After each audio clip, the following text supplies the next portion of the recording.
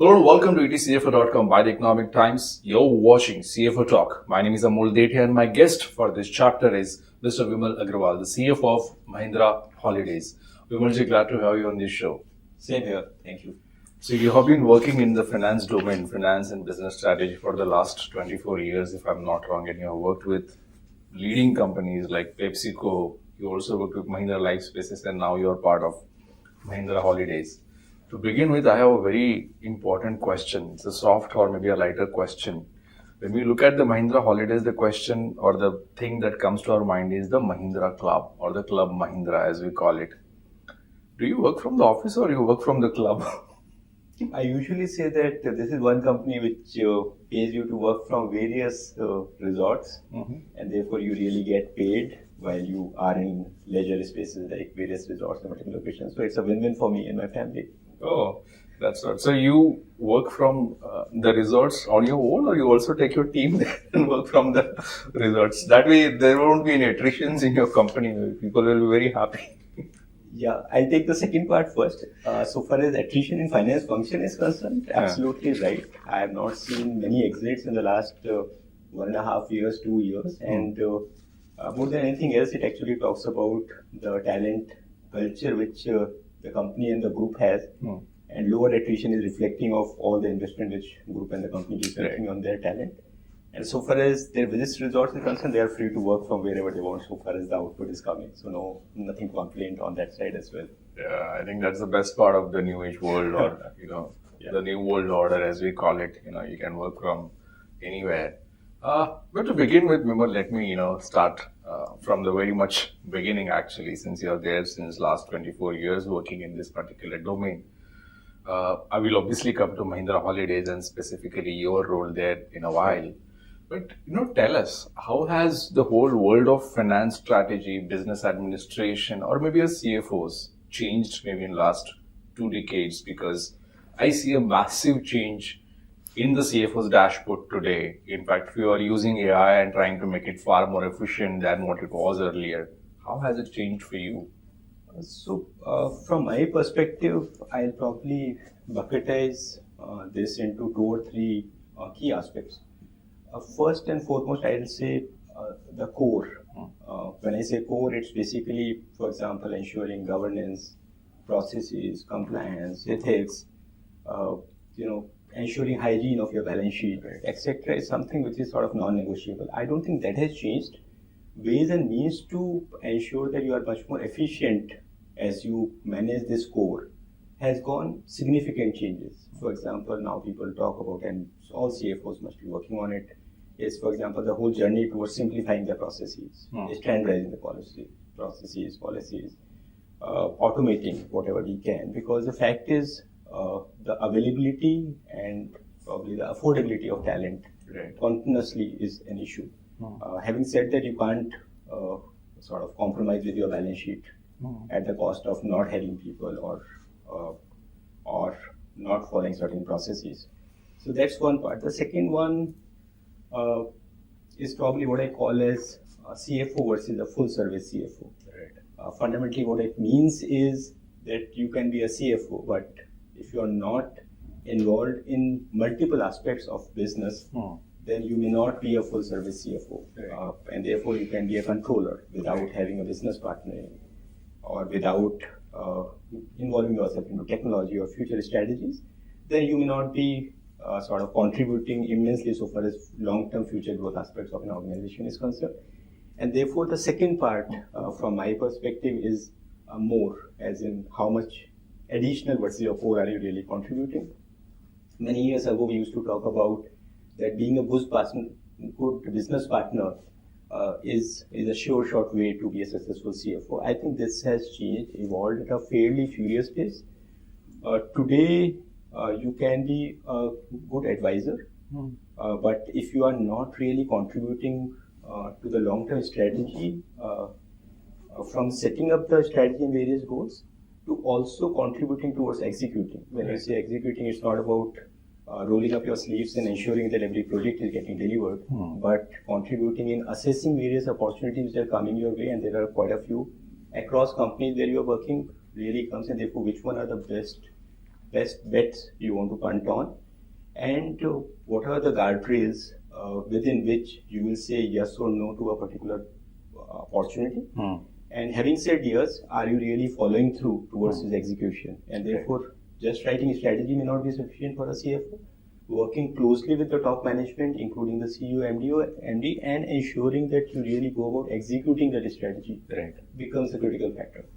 So executing, when it comes to executing strategy, Vimal, is the management, are the shareholders also expecting CFOs to, be a business partner now and not just maybe follow the balance sheet and the finances, in your view? Having been CFOs of multiple listed entities, I can tell you that say 7, 8, 9 years back, CFOs were expected to operate more like accountants in various committees or say boardroom. Today the expectation is much more. Every time a proposal gets put up, usually you will have the board members looking at you and seeking your comment, observation, or any watch out which is there. So far as you are able to build a significant amount of trust among the committee or the board members, they will rely on you to a large extent before making a decision. And that to me is a critical aspect or a critical skill which any CFO must develop. Okay, that's quite interesting. Maybe one more point here before we move to other questions. Has technology, has digital played a key role in changing the behavior of the CFO today? Because the whole organization has become digital. Every organization talks about being digital native. Yeah, so I'll say the choice of ignoring tech is just not there. I had an opportunity of leading tech vertical in multiple roles which I have done in the past. And my observation is that very early on, before AI ML became the buzzword, usually any investment on tech, if done with great amount of thinking and commitment, usually pays back in not more than 3 to 6 months. As we go along, for example, if you take the Mahindra Holidays as an example, today our occupancy across resorts run on an average at about 84-85%. The key driver of such a high occupancy is your commitment and your investment in tech, where you are able to very clearly predict, say, a guest or a member behavior, say that how many guests are expected to book which property, how many are expected to get cancelled, and therefore what is the right time to open up inventory little more than what you have, so that you don't see significant dropouts impacting your occupancy on a particular day or a day. So similarly, across verticals, be it consumer centricity, be it our own financial world, or multiple dashboards, single source of truth. All of this we have seen in the past.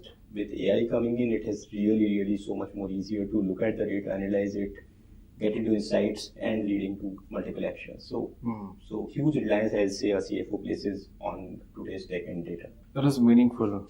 Let me move my focus to Mahindra Holidays or Club Mahindra. You already slightly touched that topic, talking about resorts and inventory.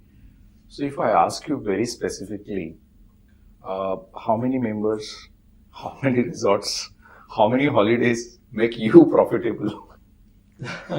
So I just spend a couple of minutes responding to this one. So Mahindra Holidays is sort of ensuring good family vacations for more than 3 lakh plus members for the last many years.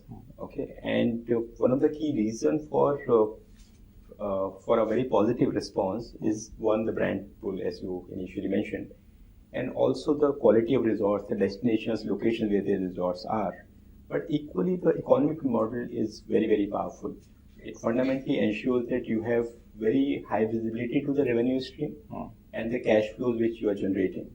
What it basically therefore means is that if you have significant cash flow, you can actually plan much ahead.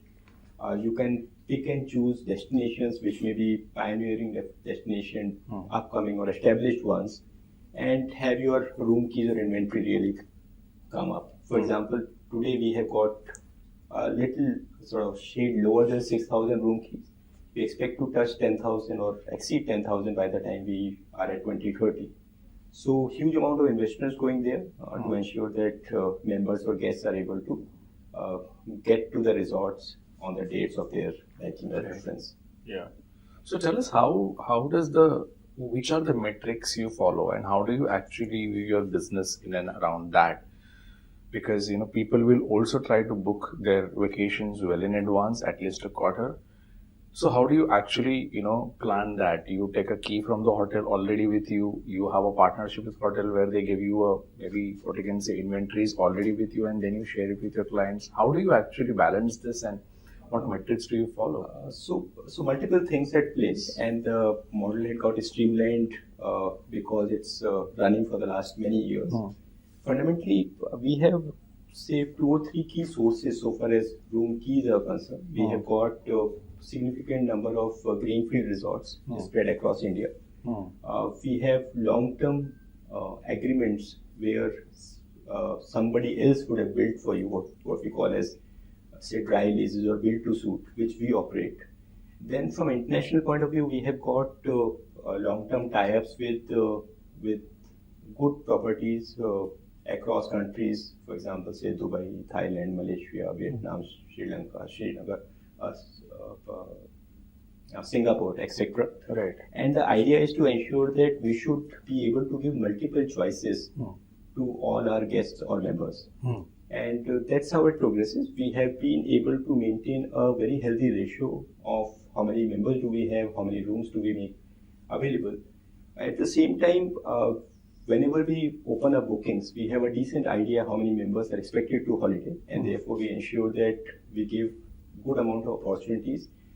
Newer apps have, for example, have been developed and launched where member can actually scroll through.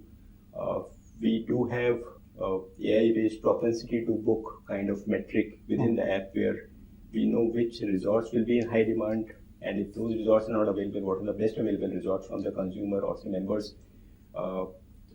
members families holidaying perspective. So all those aspects are taken into consideration. The idea by the end of it, can I ensure that the family is able to book resort of their preference, and can I make the holiday a really truly memorable and magical holiday for the family? But give us some more sense on the business model. How are the partnerships between you and these hotels? So it's like the long-term leases are basically, for example, say in Rajasthan, we do have 3 or 4 long-term leases. Right. Fundamentally, the construct is very simple, where we have the owners construct it for us as per our design and requirement. The agreements are usually for say 10, 15, 20 years or more. And after that, we run the property on our own with the objective that the incoming guest should not feel any inconvenience or should feel as good as the guest would have felt walking into any of our own greenfield developments. So it's exactly the same from member perspective. If I'm not wrong, you also have partnerships with the 5-star hotels, right? So is that model more beneficial for you, or the properties that where you have a long-term agreements and you develop it on your own and then you follow that? Which one is making more sense? So fundamentally, the objective is to ensure that members or guests are getting good choices for a destination of their choice or preference. Usually we have our properties which are spread across in India or outside. We do have few tie-ups with some of the marquee brands, and the objective is to give some more choices to our members. Right. But that portion as of now is fairly insignificant versus the total room nights or the room keys which we have on our own. Okay, interesting. How do you actually cater to the demand and supply, and what is the biggest challenge on that front that you see as a CFO? So, look at it a little sort of from a distance. Say in 2020, our economy was a shade lower than 3 trillion. Yes. By 2030, it's expected to more than double. What it means is that the number of households, count of households is not growing so much. But within the count of household, if you look at the parameter, the top ones are much lower versus the bottom, say, low-income household. Over the years, these households with so much of growth on economic front will transition from low income to mid income and to upper ones.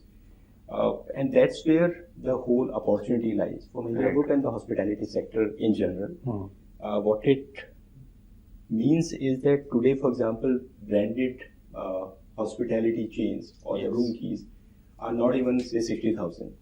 If you were to look at the total branded business, city hotels and leisure, per thousand penetration for India will be almost 25 times lower than China, or maybe almost 1/100th of what it is in US. With income growing at household level, the disposable income will grow. Right. The income for discretionary spends or disposable income will go up.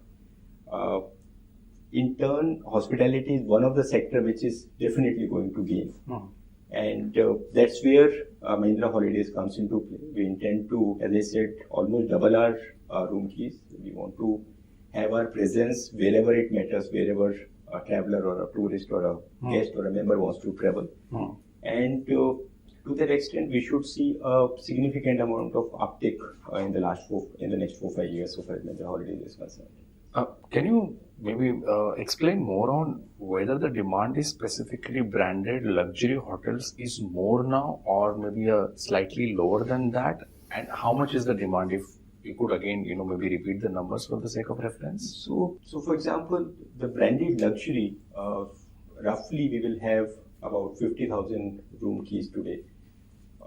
There are 2-3 things happening. One is the average realization per room key is going up, which is very clearly indicative of the fact that more and more families or consumers are getting onto the luxury side or upper scale or upscale side of the market. The second is with the growth in economy, with the growth in say experiential leisure travel, there is a definite increase in demand. The demand for leisure business or hotels or room keys is going up by about 13-14%. The supply is about 8-9%. And to that extent, at least for many years to come, this delta will continue. And with the lower income group also getting into the population where their ability to spend is higher, we do see that overall demand for leisure business to grow, branded luxury to continue to grow, and at the same time, the overall leisure business is expected to grow ahead of the industry average, where business hotels may be growing at about 8-10%. Luxury is expected to grow at least 14-15% over the next 5-6 years. Okay, interesting. And when you said that you want to double your keys, any timeline that you look at it? For example, by when you want to double your keys, and more importantly, how much investments you want to make into it? If I'm not wrong, I went through your profile on LinkedIn, and you said that the mandate to you is to go through to make 2x growth, right? So when will that happen? Yeah, so Mahindra Holidays is one of the growth gems for Mahindra Group.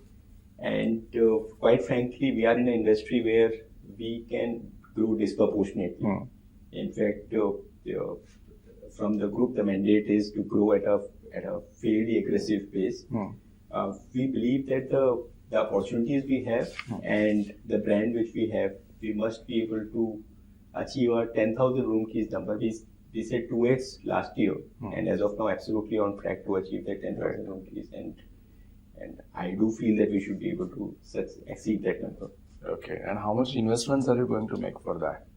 So the room key growth strategy is actually hinges on 2 parts. One is greenfield investment per se. The second one is asset light, or I'll say long-term leases.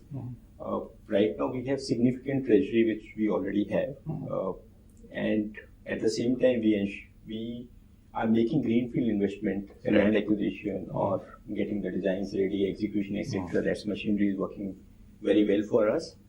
So both one is capex heavy model of greenfield expansion, which is at play, and second one is asset light model, which is where you don't need to put capex, but you have somebody else doing the capex for you, and you're running the operation, which is as good as any other greenfield operation in that sense.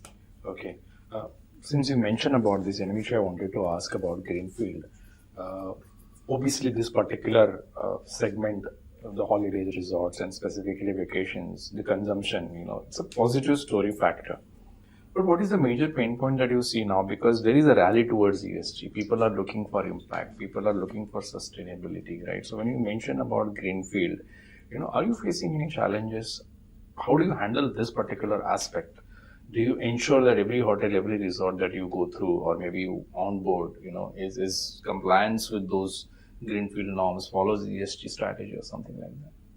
So, couple of points here. One is, say, from group ethos perspective, ESG has always been the key aspect on which every entity is focused on. So it's not something which is getting layered on versus what we were always doing. For example, Mahindra Holidays is expected to be carbon neutral by 2040. Within that, there are quite a few things. Just to quote few numbers, almost 27 or 28 of our resorts are platinum IGBC certified. We have got more than 35 resorts where 50% of renewable, where 50% of the power requirement or electricity requirement is through renewable energy. We have got more than 40 resorts where which are certified for zero waste to landfill. So fundamentally, all the aspects, and it's so much ingrained culturally that even the frontline staff at resorts at times come up with options and opportunities which can positively impact the ESG journey. We usually call this as Kaizen initiatives, which gets listed down. The resort management looks at it, gets down to implement it, and all these really adds up towards our journey towards ESG. This thing, and quite frankly, one is I don't think it's a choice. It's you have to necessarily do it. Second, for example, anything like renewable energy, for example, or investment in solar or wind power, etc. While it definitely serves the sustainability, from a financial modeling perspective, also it's a win-win for the company. Okay, yeah, interesting. One more question about your business, and then we will shift to again CFO questions. Is while I see the demand is very high, and post-COVID, I think people are taking maybe a revenge every vacation, and you see people just wants to go out of the city, right? Metros maybe. So demand is going to be there, is what the hope is. Consumption will perhaps drive the economy. My question to you is, apart from the maybe top cities or top locations of India which are already famous, maybe Rajasthan and Gujarat and Ooty and everything, what are the emerging locations that you see where the demand is very high because people also wants to try new properties, new locations? Yeah, so as you rightly mentioned, the overall discretionary spending is going up. Yes. What it means is that families or members are not traveling just to reach a particular destination. They are wanting to go to a destination so that they can have memorable time ahead. Yes. In those locations and destinations. There is much more focus on experiential travel. For example, adventure. It used to be a very niche sort of segment. It's picking up extremely well. Spiritual tourism used to be not talked about so much. Now there are so many more locations where the inflow of tourist or traveler is upwards of 10 million or 12 million. These are the locations where you will see hospitality really grow. From Mahindra Holidays perspective, we are usually where our members wants us to be or our guests wants us to be. Historically, we have always focused only on leisure business. Within that, we have usually started off with a location which may not be very famous to begin with. And over the years, it really develops where we become sort of the center point of a lot of developmental activities. To the extent, for example, in Maharashtra, there are developments which will come up, say, in locations like, say, Igatpuri. Yes. Or there's a place called Kas, or there's a place called Undi. Stuff which is not sort of mainstream today. Yes. But we are confident that by the time we complete our construction, build up the world-class resorts, which are upscale category, we will be able to helping create newer destinations for family holidays. So let me try and shift my focus now on overall CFO community as such. 2-3 key challenges that I see when I speak to a lot of CFOs. One is obviously compliance and risk. Second is changing the whole taxation, the audit system. And third is the new new ways of compliance, maybe ESG, impact, sustainability, which we partly discussed, and more importantly, the new technology tools like maybe AI, machine learning, and how will it make a CFO efficient? What is your view specifically in terms of all these aspects? Because the regulatory environment is also changing. Compliance is becoming a big, I won't say a hurdle, but far more aggressive, in fact, in terms of you how to follow that. How do you do that? What is your view on the whole aspect of risk? So, one key thing, and I'll say one key learning which I had over the years is that don't try and have mitigating processes or controls on a standalone basis. It's important that you have proportional ownership from all functions, all leaders in the organization, so that it becomes part of the processes or the ways of working in a particular organization. Versus trying to layer on something, saying that please certify this for me or that for me, Right. usually won't work. So proportional ownership with clearly defined responsibilities is the key driver, is what I've seen. The second one is that you can always have sort of a bottoms-up approach. What it means is that I can certify to a board that everything is compliant, but I may not be saying it or doing it the right way if I don't have certifications or confirmations backed up from sort of the entire organization in that sense. And therefore, can we leverage technology for these certifications? And for example, Mahindra Holidays goes by certifications from the lowest level across resorts or branches, and that all of this gets aggregated while the CFO or the MD signs up their compliance certificate. The third one is technology. Is there a way that, for example, aspects like safety or ensuring that code is getting adhered to from a conduct point of view or ethics, can you leverage technology where exceptions gets highlighted and you don't have to sort of wait for any internal audit or stat audit to happen, or you should not have the requirement to do, say, a forensic audit. The technology, the processes should be developed in a manner that all of this are coming together so that the exception gets highlighted. So I think these 3-4 things have worked well for me. The other thing which I will very clearly would want to call out is what is the tone which you are setting up as a leadership team. If somewhere you are letting go something which you believe is not right, then just remember that you are being watched. You do it once, your team or your extended teams are going to repeat the same behavior multiple times.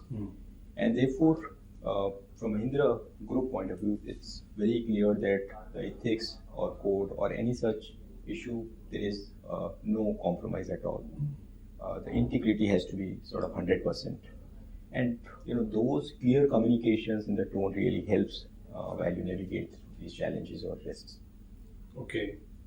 But do you think now, specifically for CFOs, obviously the role has changed on one side, the shareholders, the management is asking you to be part of the business as well, because you are in a way co-CEO. If there is something going wrong with the business or something, maybe CFO can take over and become a CEO. That has become one part. On the other side, your role of compliance risk has gone up significantly. Do you see a lot of pressure on you? I mean, not you, maybe your CFO community as such? Yeah, so far as various compliance requirements or related risks are concerned, for example, being a listed entity, there are umpteen number of requirements, and those requirements usually keeps sort of getting more and more intense with every passing quarter. It's important that you stay on top of the requirements. Don't expect that everything will be available in-house. Go out, seek advice. There are counsels available who can tell you the most efficient way to ensure that you are complied with. Whenever in doubt, please seek that advice. In our case, we very actively reach out to group so that our practices and policies are in sync with what the group as a whole is doing. But more importantly, I'll again go back to the point that if you can automate some of these compliance requirements, it really helps. If you can set up your own dashboards, if you can have the right people manning the right position so that you are not in for a surprise, are few of the aspects one should look at. And for example, don't wait for financial year end to end and then you start sort of complying. It's everyday routine, transaction by transaction. You must ensure that you are in compliance. Any risks which are there, which may not have got highlighted when you are doing a pure play financial model, must come in by the time you are reaching, say, level 2, level 3 of approvals, so that you don't end up signing for something or end up committing resources for something which may not play out the way you are anticipating. To that extent, a very clear slide on risks and the framework, what are the go, no-go decisions, should be very clearly articulated in the guardrails itself. It's important that if you can codify some of these risks on day one, your efforts will be directed to much more efficient evaluation of various projects. Okay, interesting. Now, I mean, maybe last quick 2-3 questions. The whole world is changing and talking about AI. What kind of difference do you think AI will make in a CFO's life? So what we are seeing today, everyone says that this is probably just the beginning, and there are significant changes which will come in. Two things. One is I do see AI or AI equivalents really enabling CFO's role. I do see it making it much more efficient. If you really sort of absorb it well and leverage AI better, Right. the outcome can be lethal, in the sense that I was giving you that Mahindra Holidays example, just to extend that. Today we always had huge amount of data because of the sheer number of members we have, guest which comes, the room keys which we have, and the transactions which we record.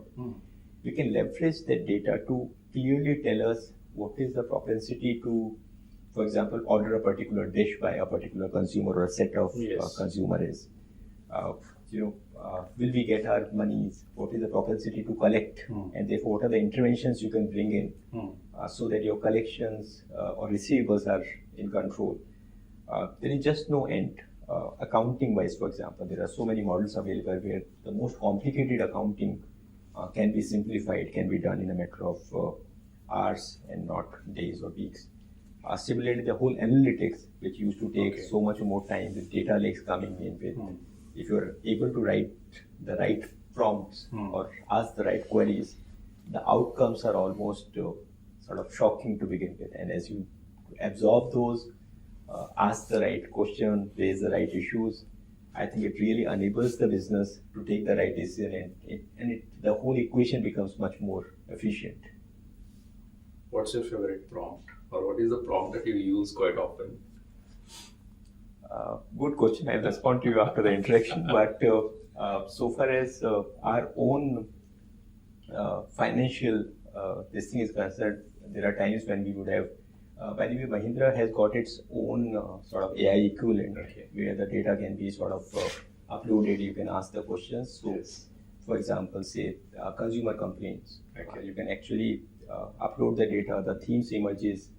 Some of the aspects which come out are surprising, and therefore you can really take very, very clear actions which leads to reduction of such complaints, and which results in your improved consumer scores, etc. Which in turn is financially helpful because you have happier consumer, which is probably spending much more in our resorts, and therefore revenue is going up. So those kind of things can always be done. How do you see your role maybe in next 3 to 5 years? Sorry? How do you see your role as a CFO maybe in next 3 to 5 years? So one, very clearly I see the CFO role from governance point of view holding on. The means can change. The end will always be that your overall balance sheet must be protected. You cannot have your P&L looking great at the cost of balance sheet. So those kind of stuff, I don't see that changing. Your business partnering side, strategic interventions, or your own contribution in terms of how you develop talent, which aspects of finance team do you want to invest on, is something which will undergo a sea change in terms of efficiency, in terms of expectations from my side itself. And what is the role of finance function? Will it continue to be a role where you're asking a lot of questions, or can you become a very important enabler in the whole journey of executing the strategy? So I see this really evolving to a level where finance becomes almost a line function and not a back-end function. Okay, interesting. Last question specifically on your company side is, the question that I asked specifically was about CFO. Where do you see Mahindra Holidays maybe in next 3 to 5 years? Uh, I see also the stock market brokers and experts are also betting very high on your company. But what kinds of investments are you going to make in next 3 to 5 years? What kind of growth do you envisage in your company maybe in next 3 to 5 years? And specifically, where do you see Mahindra Holidays, in next 3 to 5 years? So, three, four things which comes to my mind straight away. One is that we want to be where the consumer is, where the demand is, and therefore you will see our resorts, our property really playing out across India at multiple locations. We do feel that we can actually create value for all our stakeholders, just because India is at a tipping point where hospitality sector is booming and will continue to boom for many years to come. And our room keys, as I said, we should be able to almost double it, exceed our 10,000 room key target by 2030, which in turns, with the kind of occupancy we have, will reflect in our revenue, profitability, and cash flow numbers as well. Noted. Cross question here, just one point here is, how much business of Mahindra Holidays will come from the Mahindra Group itself? So, it's a fair question, and we do focus on synergies across. Yes. So, across group companies, we will have a number of initiatives going. So, wherever the company is sort of an expert in a particular domain, the other group companies do reach out, but at the same time, we ensure arm's length and all. We do hope that other group companies will continue to come to us, including the employees of group companies, and enjoy the resorts and the leisure destinations which we have created. Fantastic. Now, last question. Thank you for all those informations. But the last question, as India is growing, Vimal, we are expecting far more growth than what we are achieving right now. We are already a fourth largest economy. A lot has happened, a lot is going to happen, and every CFO is betting high, really high, on the new growth of India. Where do you see maybe yourself, your company, and where do you see India maybe in next, again, 3 to 5 years specifically? I have always been a huge proponent about opportunities so far as India as a country is concerned. I do feel that last few years and probably next couple of decades really playing out the way we always wanted it to play out. It should be among the top 3 economies very soon. The household income, as I was mentioning earlier in the conversation, is growing, and therefore you will see with GST also right now in GST 2.0, there are rate reductions which have happened. Yes. It will put so much more money or disposable income in the hands of households, which in turn will boost consumption. For discretionary, it spends much more than the essential commodities. And I don't see that theme going away for many years to come. And I'm sure we'll be surprised with the kind of growth the country will see in the next 5 to 10 years. Fantastic, Vimal. Thank you so much for being part of CFO Talk and sharing all those information. Thanks. Thank you so much. Thank you. Thanks so much. And thank you so much for watching CFO Talk. Stay tuned, stay connected to CFO Talk on etcfo.com. Thank you.